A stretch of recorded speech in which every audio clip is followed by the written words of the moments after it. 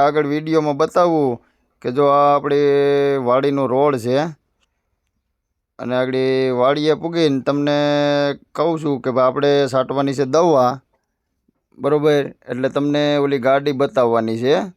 એ આગળ વાડીએ પૂગીને તમને દેખાડું કે ભાઈ તમે જુઓ આ ગાડી, જો આ આપણી ગામની સીમ છે.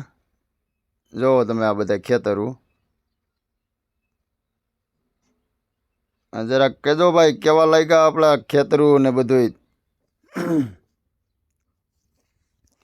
આપણે માપે મેળે હાઈકે જઈએ છીએ ટ્રેક્ટર, અને જીનકાભાઈ વૈયા ગયા ગાડી લઈને.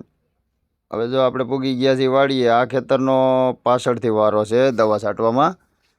પહેલાં આપણે જે ટૂંકું કટકું છે 8 વીઘાનું, એમાં પહેલાં છાંટી દઈએ અને પછી આમાં છાંટવાનું ચાલુ કરશું.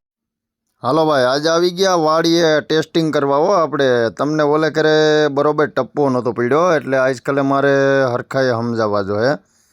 આ જો નળી કરી દીધી લાંબી કુંડીમાં, અને હવે જો વાલ ખોલે તમને દેખાય. જો થઈ ગયું પાણી ચાલુ, નળીમાં દેખાતું હોય છે. અને આ તમને આગળ જો કેટલું આવે છે સ્લો લીવરમાં પાણી, એ બતાવી દઉં.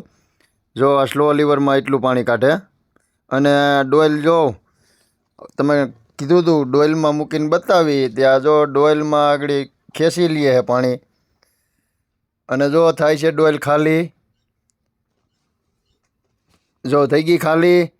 હવે તમને આગળ પાછું આનું પ્રેશર બતાવશું ખેતરમાં જઈને.